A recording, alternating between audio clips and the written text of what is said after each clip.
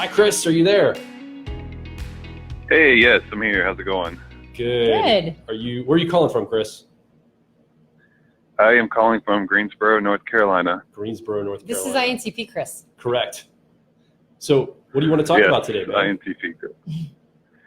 So I actually want to change my original question, if that's okay, to something else. Sure. Well, I was listening to the previous caller, and I was like, I want to talk about that. I want to ask this instead. Sure. So I want to know what you guys, like maybe opinions, maybe some tips, maybe some strengths and weaknesses of an INTP who wants to be a coach. Okay. So an INTP like yourself, I guess you're asking for a friend, right? If you wanted to do coaching, what would look like for an INTP? What are maybe some of the things they need to look out for? What are the ways maybe they could be a really good coach? What are the things they would be really good at? What are some of the places where they would struggle in the coaching experience for being an INTP? Do you have certain type of coaching in mind? Like, coaching is a broad category, right? There's like fitness and health coaches that help you get weight training. There's nutrition coaches. There's relationship coaches. What kind of coaching would you be interested in, Chris? Yeah, so most likely it's going to be like a personal development type of coach. Okay. And have you heard the little model that we keep referencing, visionary, calibrator, implementer, where we talk about there's kind of 3 styles of people when they come up to an enterprise or when they're helping somebody out. They help people cast a vision. They help people get something done. They implement, help them with steps to get something done, or they point out the flaws and the calibration points that are maybe a little off. Like, well, if you tweak this over here, you'd get a better result. So it's leverage points and calibration. Which one of those coaches do you tend to think that you would identify with the most? Like, how do you think you show up when you're helping other people? So for me, the first time I heard you guys talk about that model, I really gave it a lot of thought, and it's sort of a tie between a calibrator and I think the other one was integrator, like getting stuff done. Yeah. I don't know if it was integrator. Okay. So it's kind of a toss-up between one of those. Yeah. Yeah. Okay, cool. So that's cool. So a lot of INTPs, a lot of TI, introverted thinking users, in my experience, when I see them in coaching or teaching or training or content creation, you go on YouTube and you look at these videos, like science videos or understanding things videos, a lot of them are introverted thinking users, like INTPs, ENTPs, ISTPs, ESTPs. And it seems like a lot of them are calibrators. Like calibration is like the realm of introverted thinking. It doesn't always mean that. There's a lot of visionary INTPs or implementer INTPs and things, but I see a lot of calibrators in the introverted thinking realm. And Antonia obviously is a calibrator, right? She's very heavy on the calibration with her introverted thinking. So I would say, so the one thing just in general, and this is gonna be a general statement for anybody that wants to be in coaching or teaching or content creation. The one thing I've noticed a lot of people struggle with is the idea of context, frameworks, and seeing the holistic picture of what they're doing when they're trying to be helpful. So often people, like, for example, calibrators, for example, somebody maybe like yourself, like an INTP calibrator, they have really good insight and they have really great stuff. And Antonia can speak to some of her experiences as an introverted thinking person, because I'm speaking from not having that as my experience. But I see them show up with a lot of great things to add, a lot of calibration to give. And sometimes they get so zoomed in on the content, the context can be the struggle. Like the way to set it up, the quote unquote bedside manner, if you will. Now that's a general statement. That doesn't mean that that's your case at all, Chris, or even obviously Antonia's case. I think she does a great job on camera and coaching, all that stuff with context.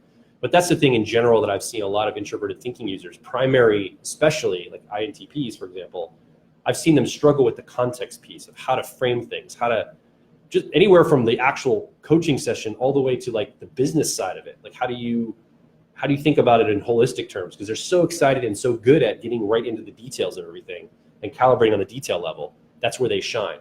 So I've seen a lot of introverted thinking people put themselves into other people's ecosystems or platforms and do really well, because then they get to quote unquote just show up to the microphone or the stage or the coaching session. You have to deal with all the bull crap of like framing and context and business and all this stuff. So again, that's a very, very general statement. Most people benefit from that kind of structure. but I would say introverted thinking users in particular, because they don't have that extroverted thinking TE in their stack to help them execute on the outside kind of framework stuff. But then again, that's very general, broad brush. Yeah, Okay, yeah. Oh, sorry, go ahead. Just one comment real quick on Sure. what Joel said. I know you were making a general statement, but what you were saying is a lot how I am. I do lose track of context. I've struggled with that. I do pretty good at my job, to be honest. But I've been developing that over a number of, 10 years or more. But where I struggle is I don't want to put myself in someone else's like context and framework and go, I want to create my own and then go with it. And that's been my challenge. Oh, So I it's get kind it. of like I just like doing my own thing. I mean, that's what it comes down to. I want to do my own thing, but I don't want to sound too childish here. But yeah, that's kind of how it is. Oh no, I've heard this from many people. Trust me. The NTP struggle is real about the whole, a lot of us what's called power away from, which means that we don't want to have anybody over or under us. We just want to be like completely separated from hierarchies. And so we end up not playing well with others. And we just want to go do our own thing.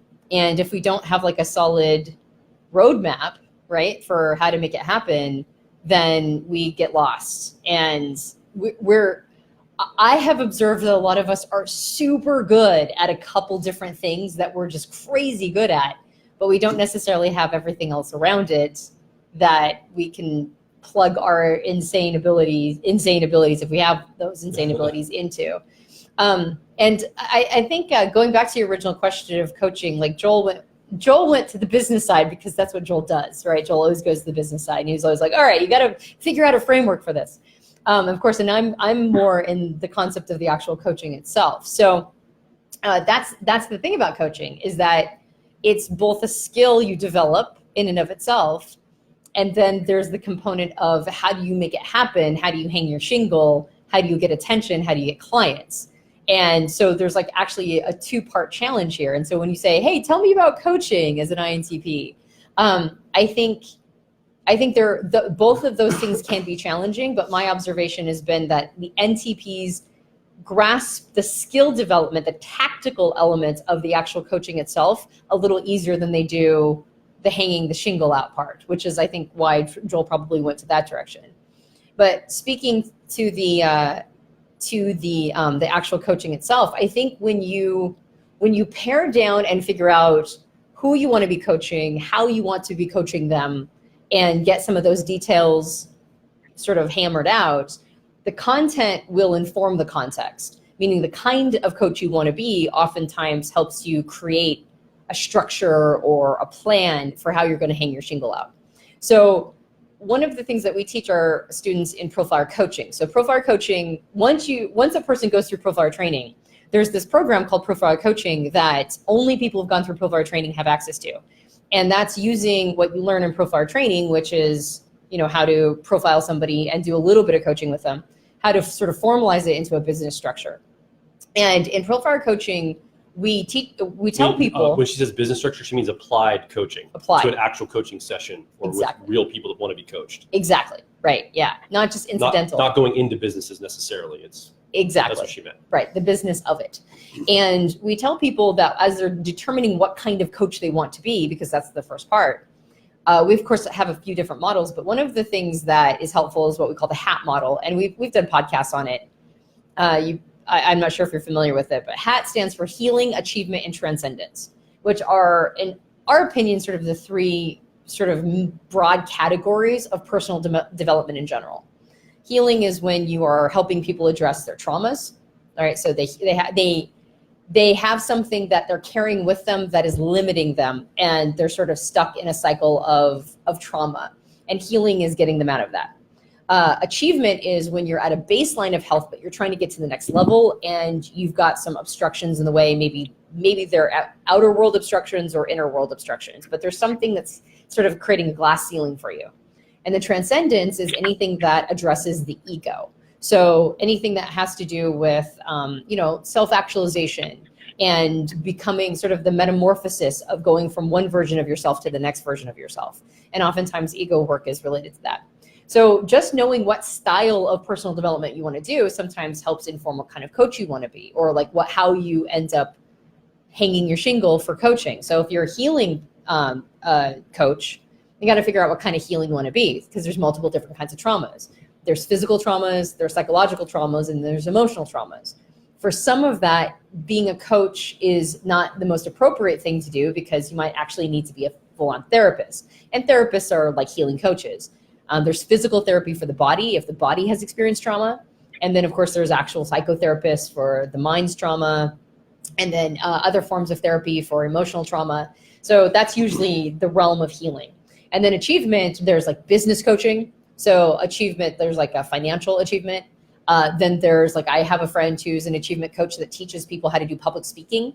So she's a coach around expression and getting your, sort of all the physical elements of it, of like speaking clearly from the diaphragm, but also knowing what you want to say that's honest and true to you. So that would be a form of achievement coaching.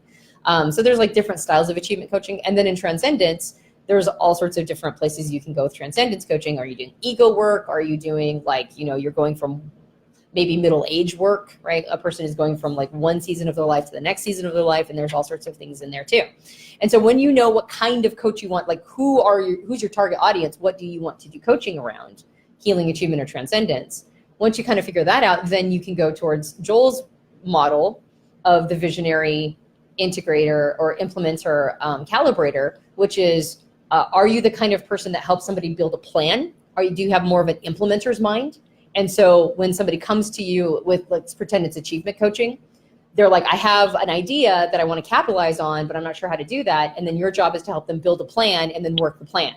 Or are you more of a calibrator? Somebody comes to you with a challenge. I'm not sure why, like my relationship with money is weird and I can't seem to get to the next level of my business. Well, then you help calibrate their thoughts around the relationship to money or something to that effect. So it's really kind of a matter of sort of using these models that have helped you to try to figure out what your leverage point is in helping others, which is why we recorded that whole thing called Your Mess is Your Message. Most of the time when somebody's trying to get into coaching and trying to figure out what it is that what kind of coach they want to be, the best map is to look backward. Where did you come from? And what were all the tools that you used in order to get to where you're at? And do you believe that you have the ability to save people years of struggle if they talk to you and you have some recommendations on how they can see things, some of the actions they might take that were leveraged for you? Can you help somebody save years of their life by, instead of having to like figure it out slowly and clumsily like you did, right? Like we all have to, by saying, here were the leverage points, here are the actions I took that were the best ones, here were the things that I did that weren't actually very helpful, and here were the perspectives I had to take in order to fully realize that.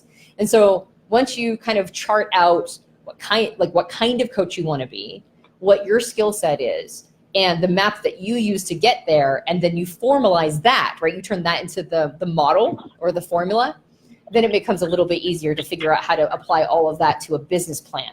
And then that's when you start thinking in terms of hanging out your shingle. Is that helpful? Oh my gosh, yes, it's so helpful. I feel like I should pay you for that information. Like seriously, There'll be a link in the description. That's really good for me. Yeah. All right, good. There'll be a PayPal link somewhere. Yeah. No. That's the point of this, right? We're just kidding. Yeah. Cool. So do you feel complete on that question today, Chris? Yes, I do feel complete. Thank you very much. Absolutely. Cool, man. Have enough to go on to begin the process. Oh, yep. All right. Awesome. Thanks, Chris. Appreciate you calling in again.